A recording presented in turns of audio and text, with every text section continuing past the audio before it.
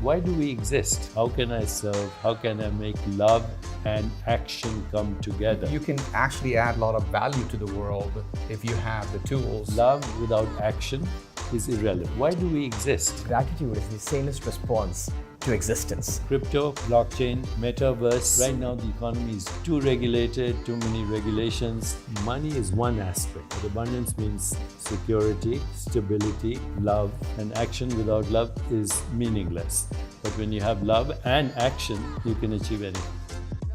All right, this is Sunil Tulsiani, founder of Private Investment Club. I am totally honored to have Deepak Chopra and my friend Sneh Desai, and we're going to have an amazing conversation. It's going to be one of those interviews that's going to be extremely valuable. Please watch it till the end. It's going to be awesome. Deepak ji, good to see you. Thank you so much. You're welcome. And Sneh, good to see you as well. Thank you so much. So I wanted to ask you a question. You know, I read this book. I got this from you. I finished it, and it's called Abundance. Tell me, what is abundant to you? What is abundance in regards to this book, for example? Abundance is infinite possibilities. It's the nature of existence. Existence is abundant by definition, and therefore its manifestations are also abundant. Existence, if we define existence as the field of possibilities and a conscious field of possibilities, then it has certain properties. It has the potential for infinite manifestations, number one. Number two, it is infinitely creative. Number three, it is not deterministic. It is actually unpredictable and creative. And number four, it's a field of synchronicity where everything is correlated with everything. Getting to the source of all experience, which is in time. Experience is in time, this is in time. But existence is not in time. Gives you access to abundance in all its manifestations. Now, when it comes to money, money is one aspect of abundance. Money is the exchange of values, basically. So, you know, if your values are smoking, alcohol, sex, then you can make a lot of money in Las Vegas. Yes. Okay, and that's your ecosystem. If your values are the military, organized killing of people and organized murder in the name of nationalism, you can make money there. So there's no sector of the economy where money is not available. But money is not abundance. In fact, I wrote the book because there's an expression from one of Bob Marley's lyrics: some people are so poor, all they have is money. Money is one aspect, but abundance means security, stability, love, belongingness, creativity, insight, intuition, higher consciousness, transcendence, and even the loss of the fear of death. Because if existence is timeless, then even the concept of time is a human construct for a limited experience. Now, if you go to our Eastern wisdom traditions, you know, the physical domain is only one domain. So when the human body is described, first most obvious layer is called Anna Maya Kosha. Anna means food, Maya, full of, in this case, full of food, derived from food. The second layer is Prana Maya Kosha, the energetic body. The third layer is Mano Maya Kosha, which is the emotional body and the body of reason and logic. And then you go beyond that is something called Ananda Maya Kosha, which is limited but conditioned bliss. And then you go even beyond that, you enter the source of infinite abundance. So to access abundance, you don't go out there, you go inward. You know, the interesting part, Sneh and I were just talking just before you came. We were talking about, you know, the importance of money. And when I met you maybe 2 months ago, we talked about, and I asked you the question, how important is money? In fact, I'm going to ask you both. How important is money in today's world? If somebody says, because we're in the a world of business, and a lot of business owner, entrepreneurship, real estate investors are watching this. How important is money to you? Money is important, but there's a lot of research on this. There's something called happiness equation. And happiness equation is as follows. H is equal to S plus C plus V. So H stands for happiness. S stands for set point in the brain. So there's a set point in the brain for unhappiness. It's people who are constantly complaining, criticizing, condemning, and playing the victim.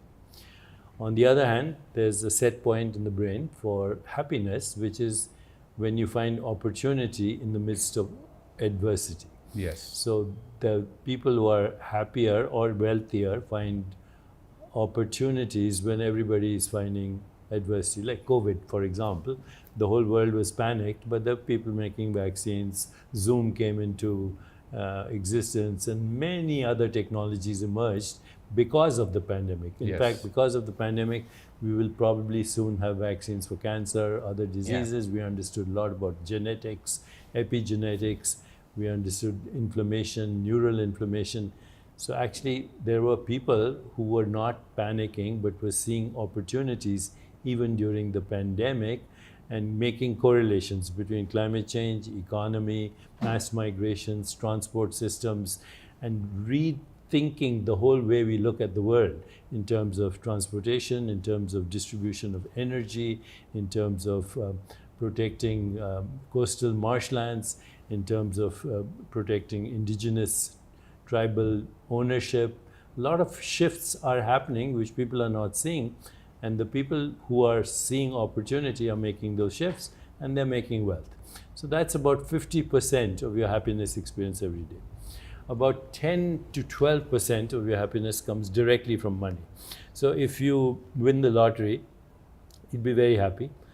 6 months, your happiness will plateau. In 1 year, you'll return to your set point. So if you're a person who's a complainer, you'll be a complainer irrespective whether you won the lottery or didn't. So money adds about 10 to 12%. And then there's a third component. It's called choices we make every day, voluntary choices. There are two kinds of choices we make every day. One's for personal pleasure. People make choices for shopping, personal pleasure, sex, alcohol, entertainment. Those choices make you happy, but transiently. The other choices, if you have meaning, purpose, what we call Dharma, remember the four goals, Dharma, Artha, Kama, Moksha, they're all valid, equally valid. India shouldn't apologize for money. Artha is one of the four goals of life, right? That's a Western Judeo-Christian guilt complex about money. Only the priests can have money. Only the Vatican can have money. Everybody else can't. So organized religion corrupted the use of money. But again, if you have meaning, purpose in your life, and if you have the ability to make other people happy, then you'll be a happy person. Awesome. What do you think? What's money for you? I believe it's one of the necessities in the physical dimension. And it's nothing but the exchange of energy, exchange of values.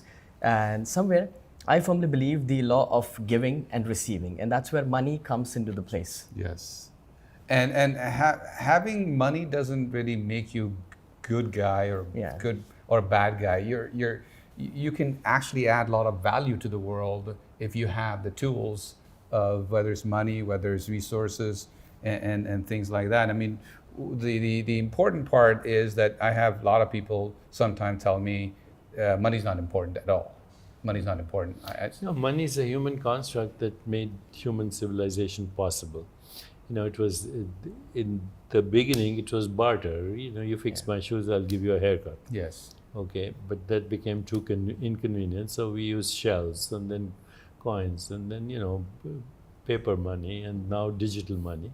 It's a concept, but it's a very useful concept. Without that, you won't have what we call modern civilization. Yeah, we wouldn't have, we couldn't help a lot of people. I mean, we're helping, here you are, you're helping millions of people on the planet, in abundance and growth, and money is just part of it. So I'm really happy to hear from you that, you value, because a lot of entrepreneurs are listening to this, or will be listening to this, and at the growth summit that we're going to have in Surat, Surat, India, with you, of course, and with Sneh and myself, We're going to be talking about, of course, various different level of wealth, different types of wealth, the abundance aspect that you talked about. Do you have a question for Mr. Chopra? Yes.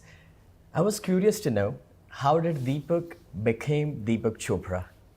And how was their journey? And what is your goal or mission now?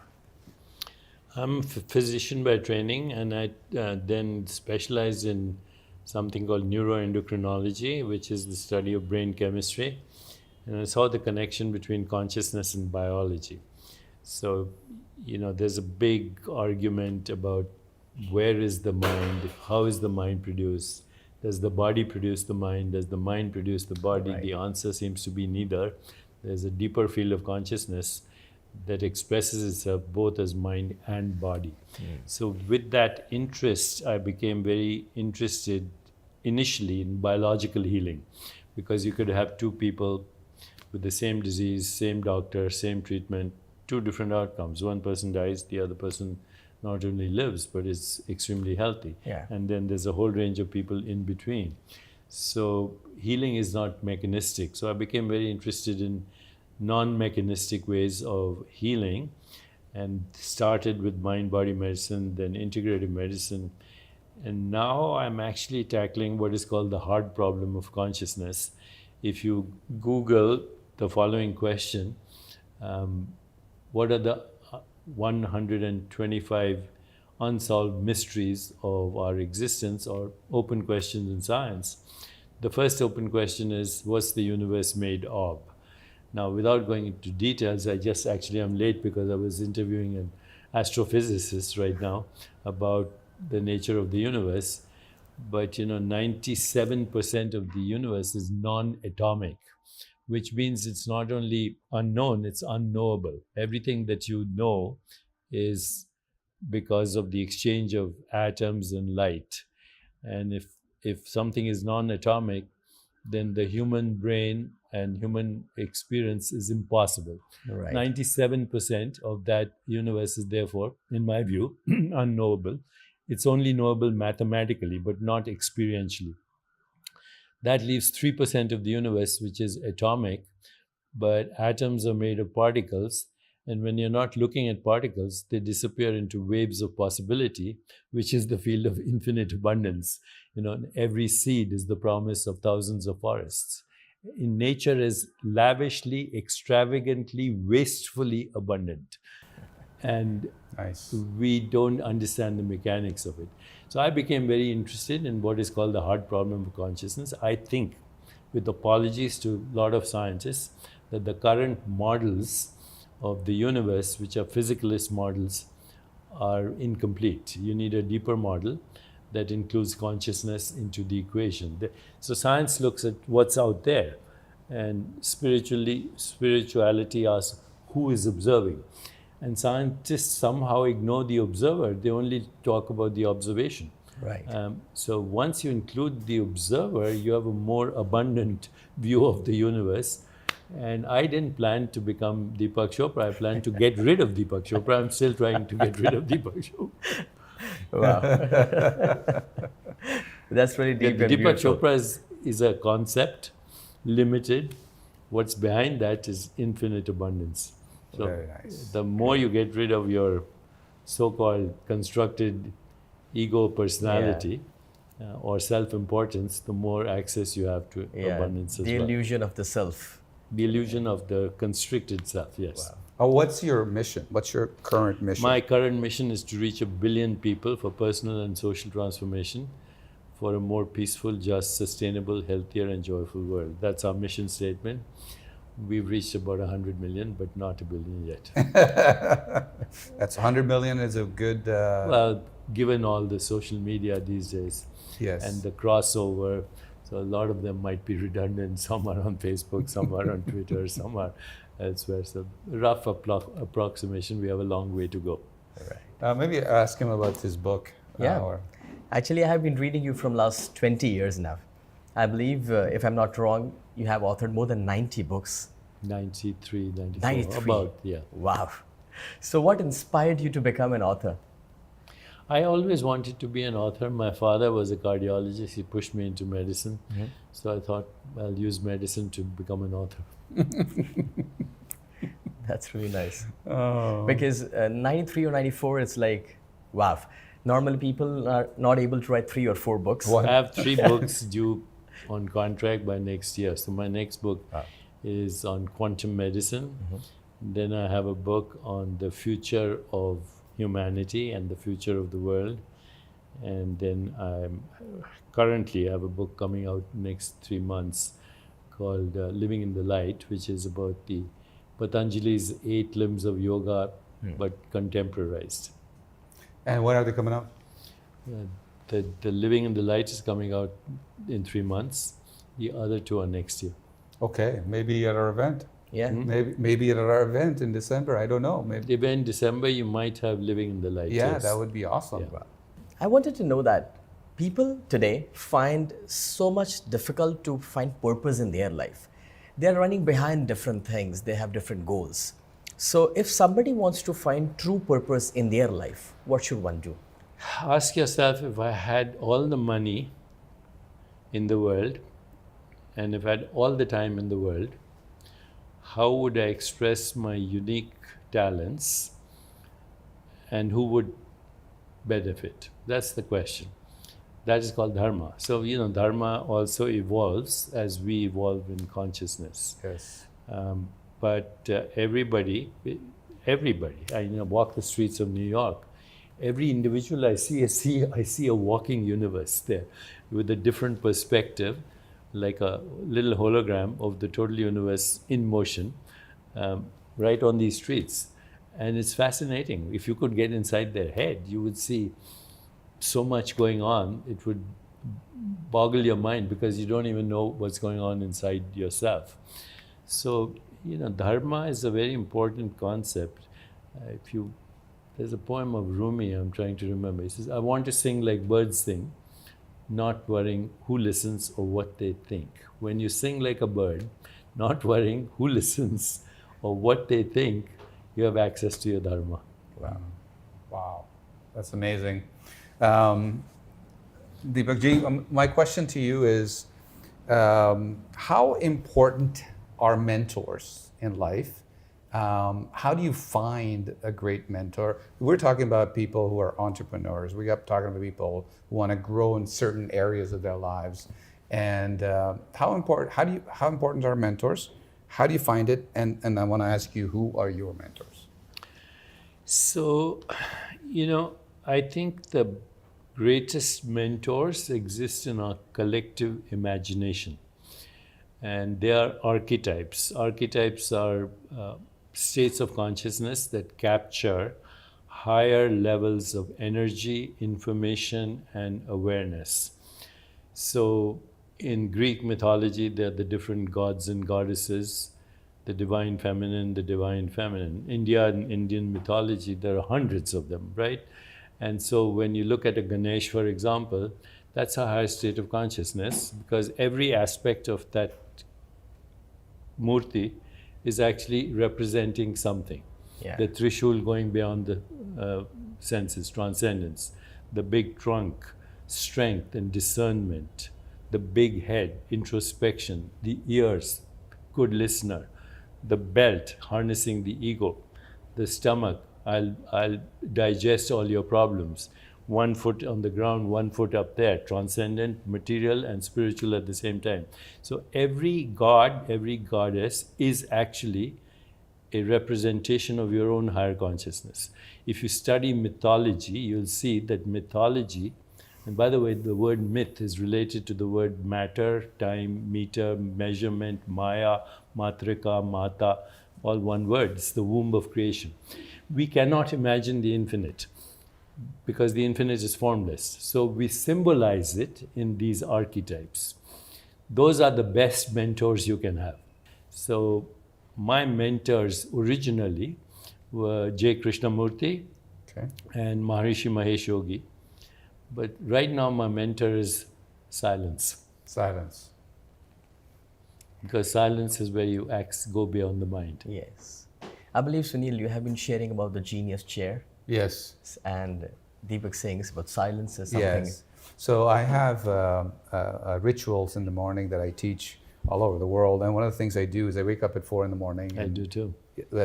And so I teach like 5 a.m. club type, which is what inspired by Robin Sharma. And Robin and I have gotten to know each other very well. And so from inspired by him, in the morning what I do is I have a genius chair that I claim it as a genius chair, and I sit in that genius chair in the morning. And in there I visualize, I make notes, I journal, and a lot of amazing things that are accessible, that are coming to me. It really, really, really works. Like great ideas come to me, and happiness and calmness. A lot of stuff come through me in that genius chair because I claim that to be. But a genius if in chair. the genius chair, you start by asking 4 questions: Who am I? What do I want? What's my purpose? What am I grateful for? Yes. Open the window to abundance. Yes, and I actually write all my gratefulness as well every day in my notes. That's unbelievable. Any more questions for you? Yes, I was thinking that today, post-pandemic, we have seen great depression and inflation rates are very high. People are struggling, facing a lot of problems. So those who are suffering mentally and financially, what would you like to tell them? Mental distress is not a direct result of financial crises. Mental distress is a result of what we call the separate self. You feel lonely, you feel cut off. So the pandemic did interfere with our social interactions, Yes. and people felt lonely, those who are particularly prone to depression. So depression is a very wide spectrum of you might say, different illnesses. So it could be minor sadness, it could be situational depression, which could be due to financial crises. It could be endogenous depression, it could be many other things, bipolar, schizophrenia, all the way to suicide. So our foundation has a program called neveralone.love. You can check it out, www.neveralone.love, where we put people together around those 4 things: acceptance, appreciation, affection, and appreciation. And we've made a very significant dent in reducing depression. In fact, we have an emotional chatbot that's an AI-driven chatbot that has now intervened in 6,000 suicidal ideations and is having 20 million conversations simultaneously. So now we're taking the chatbot and we hope to bring it to the world in Hindi, in Arabic, in Farsi, in Spanish, and some of the Eastern European languages, because people are more comfortable. This is the state of our humanity. Right. They're more comfortable talking to a machine than to a human being. So the machine is saving lives, but then behind the scenes we have counselors. Some people cannot afford counselors, so we created cryptocurrency for that and blockchain, so we can democratize well-being across the world. Now, as far as your second question was about the financial crisis, what goes up goes down. What goes down goes up. So, all you have to do is stay in there and follow your life purpose and ask yourself, how can I serve? How can I make love and action come together? In India, we are very fond of talking about karma and yoga, but love without action is irrelevant, and action without love is meaningless. But when you have love and action, you can achieve anything. Very true. And I believe in India, we have this concept of joint families, but these 3 words, acceptance, appreciation, and affection. And acceptance. Yeah. Attention. Attention. And attention. Yes. Those are the 4 keys. Correct. So if that is missing, I believe the joint family makes no sense. No sense. Yeah. The world should be our family, We say, Vasudev Kutumbukam. The world is our family. The bigger your family, the more abundant you will be. So the joint family is not, my uncles, aunts, and cousins and brothers. The joint family today is the human tribe, which is accessible through the global brain, which is the internet. Yeah. So right now, as we are looking at the world, you have Web 1.0, Web 2.0, Web 3.0, Oh, now the metaverse, the augmented reality, virtual reality, immersive experiences. We just finished a project with the Lighthouse Museum that produced the Van Gogh experience. So next month in Los Angeles, we're launching the first spiritual, I would say, immersive, psychedelic without the psychedelics, multiverse experience where you just have to enter the universe. You enter the room and you can go into any loka that you want.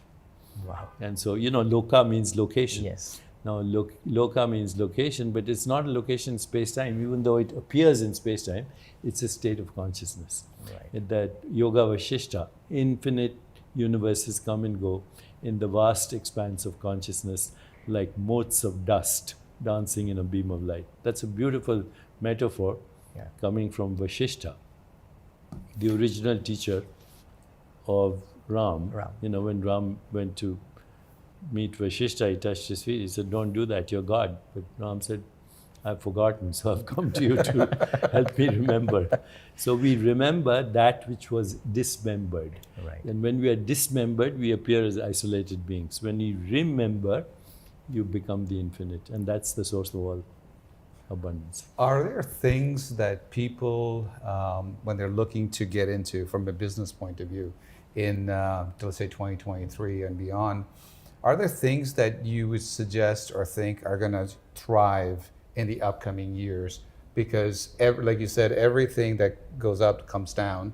And there are certain things in post-pandemically, there are certain things people can get in that would generate the abundance, the income, things that they want to do. What are if you some of the look at things they can human do? evolution for the last 40,000 years, so we hunter-gatherers, Yes, then the age of agriculture, yes, 500 years ago, scientific revolution, the age of industry, 100 years ago, relativity and quantum mechanics, which led to the modern technologies like transistors and everything else that we take for granted, your iPhone and Yes. everything. 70% of the economy is now digital. And 80% will be digital in the next couple of years. So if you're looking to invest, look into digital economies. Pharmaceuticals will be replaced by digiceuticals. Oh, Okay, we are working with digiceuticals at our foundation. So, instead of taking a drug, you can take a certain digiceutical that'll give you a dopamine hit or a serotonin hit or whatever else you want, an opiate hit. So digiceuticals is the future. The other thing that is voice recognition and facial recognition and eye recognition, not for identity, but for looking at health. You will be able to map out immune responses just by taking a 40-second selfie. So we are creating something called a selfie instead of a selfie. You sit in front of a camera and you say, "Hello, my name is such and such. How are you? Good morning." Everything will be measured just by that. Blood pressure, immune system, heart rate variability, inflammation. So look to the digital world for the next iteration, which is not just VR, it's augmented reality, and then it's immersive reality. 5 years from now, I predict that if you go to a really good doctor, he won't write a prescription. He or she will send you to a lab for a half an hour VR session. And you'll come out detox, or your inflammation will go down, or your rhythms will be regulated. As far as economies, notwithstanding crypto winter, crypto is going to be the future. I predict it is because it takes the economy and democratizes it to anyone who's creative. Yeah. Right now, the economy is too regulated, too many regulations, and governments has their own special interest groups. It's regulated by the military-industrial complex, the agricultural sector, so many sectors.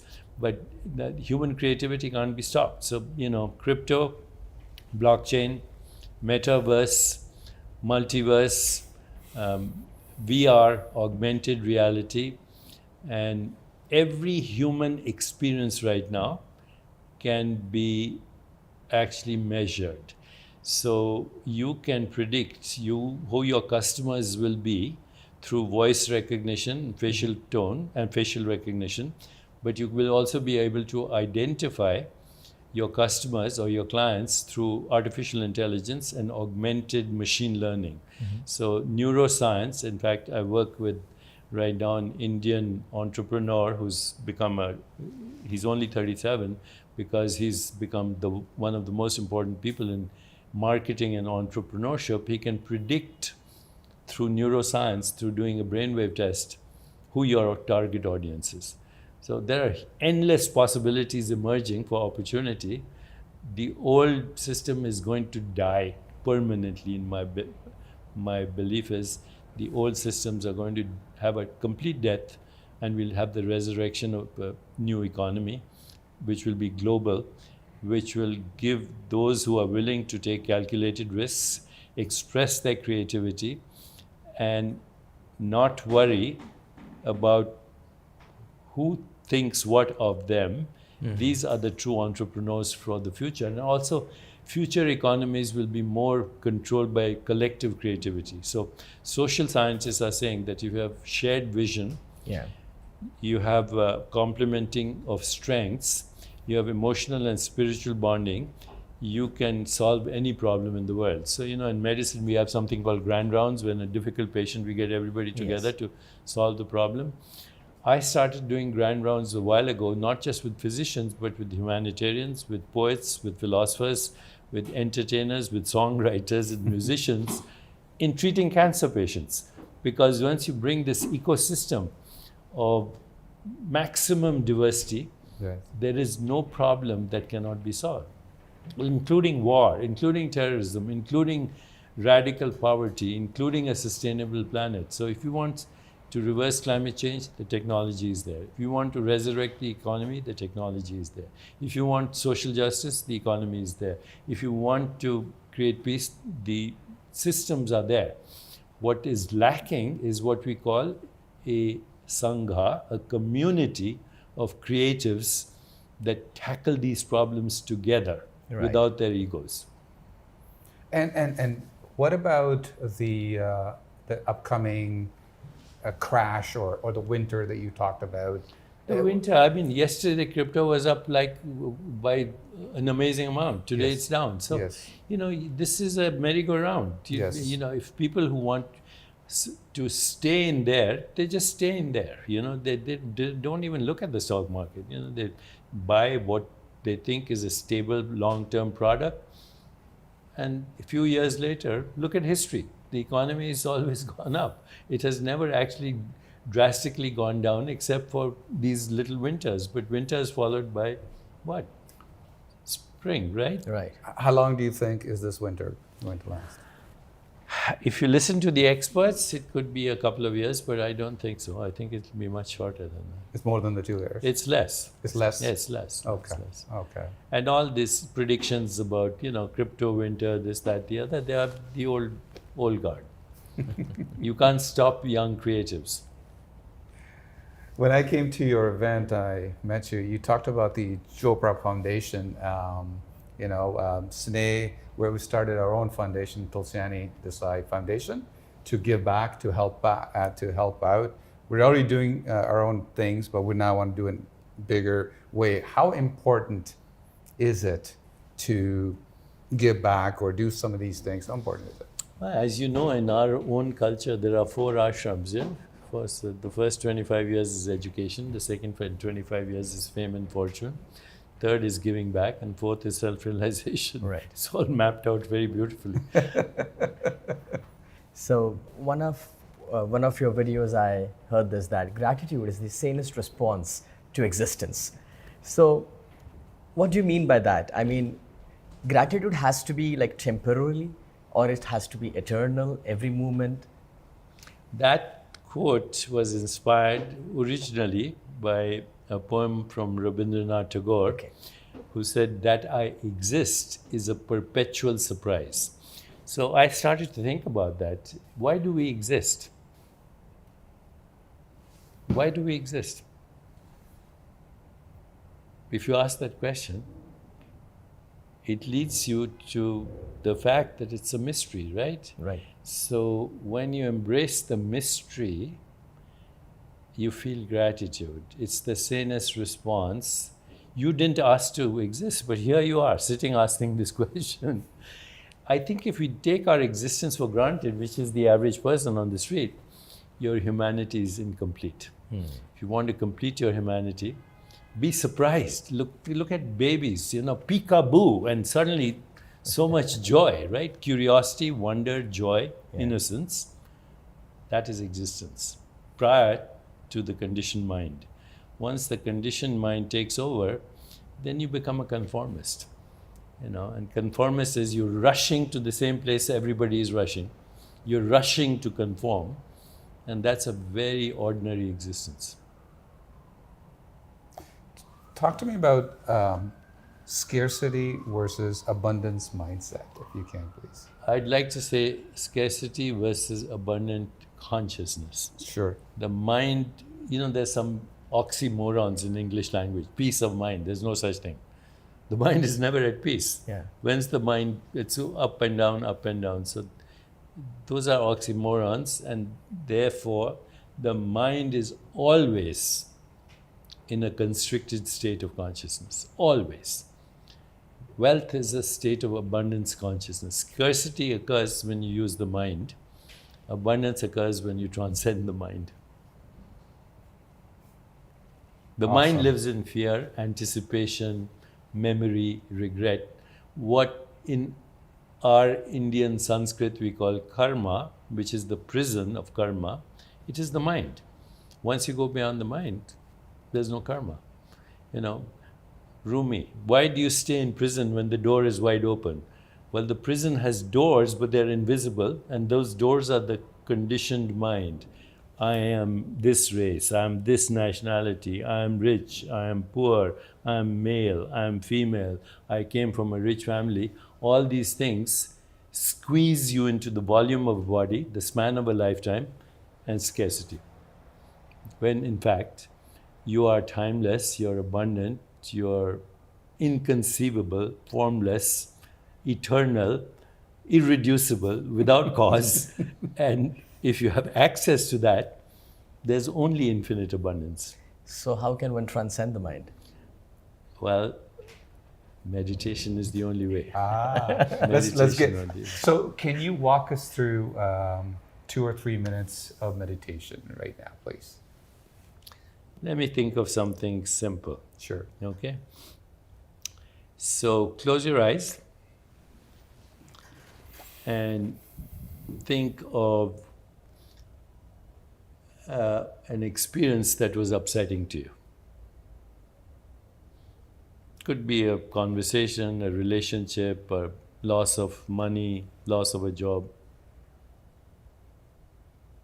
Now feel your body. So even as you recall this experience, you'll see there are sensations that are unpleasant in your body. You feel those sensations? Now keep your eyes closed and remember an experience that was extremely joyful.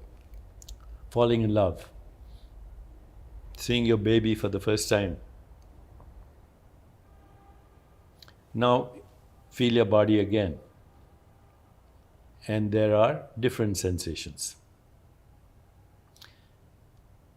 So what your body is the experiences of sensations based on stories of the past. This is called the karmic body or the conceptual body. Your body is a manifestation of the interpretation of past experiences, happy and unhappy. You can't have just one kind of experience, all experiences by contrast. Okay, so try it again. Think of an unpleasant experience, feel your body. Think of a joyful experience, feel your body. Now, feel your body with no story whatsoever. Just feel the sensations. And if you keep your attention on the sensations without a story, sooner or later, the sensations will disappear. All that will be left is the self.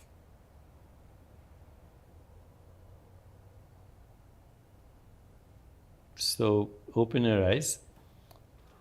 Next time you're feeling any distress, ask yourself, what story am I telling myself? That's all. And then, turn the story into a happy experience, but ultimately no story at all.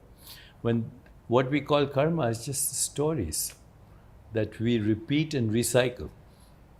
So karma is a bond or a prison that we self-evolve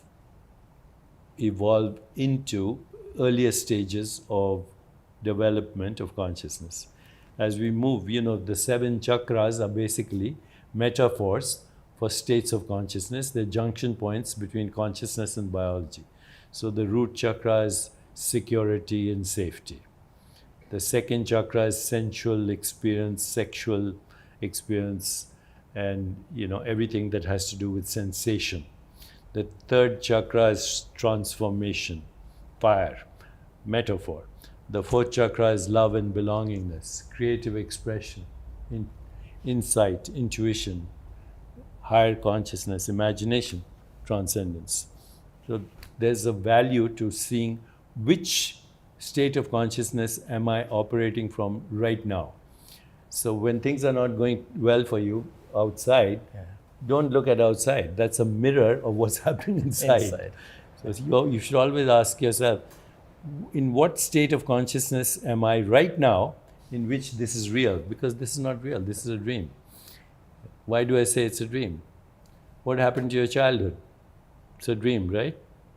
Now, what happened to your teen years?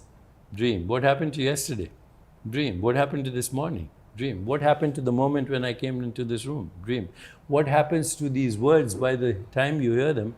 They don't exist. The whole thing is what we call Jagat Mithya. It's our projection. Adi Shankara said this, and he said, if you can see, touch it, taste it, smell it, think about it, conceptualize it, imagine it, it's not real. What is real is the invisible, without which this was not possible. Another simple meditation is, if I asked you, look around, what do you, tell me, look around, what do you see right now? A lot of stuff. The pillar, the sofa, the chairs, carpet. the people, the carpet. You missed out the biggest element, which is space. Okay? This space is infinite, and it's your connection to what we call Chit Akash. So Akash is not inert, it's imbued with consciousness. Next time you're in distress, just shift your attention from the objects into the space. That's it. Because where is experience happening? It's happening here. Where is seeing happening? You say, in my eyes. No. Your eyes are 2.5 centimeters by 2.5 centimeters. They're 9 centimeters apart. Your retina is curved. If seeing was happening in your eyes, you'd see 2 of me upside down and curved and about this size. Then some people say it's in the brain. How does this room, how does New York City, the Empire State Building fit inside your brain? What's happening in the brain and the eyes are electrochemical representations of experience. But where is experience? Here, in this space. So where am I? Not here. I'm here. This just shows up. This is a showing up. This is a showing up. And it's an impermanent showing up. Have a relation with Chit Akash, infinite creativity, infinite opportunities, infinite abundance. We have our awareness where it's not there. You say, if I say, where are you? You say, I'm here. Where is Deepak? Over there. Well, if you are here and Deepak is there, how are you having the experience of Deepak who's there when you are here? Okay, so this whole idea, I'm here and the rest of the world is there, is a misperception. We are all here. And if you shift your attention here, you will see the world through holographic infinite perspectives. Infinite perspectives. And that's your window to the infinite mind. I have a last question. I was just thinking as you were saying, I remember you talked about joy as being the... Yes, happiness is a state of mind. Joy is our fundamental state of existence.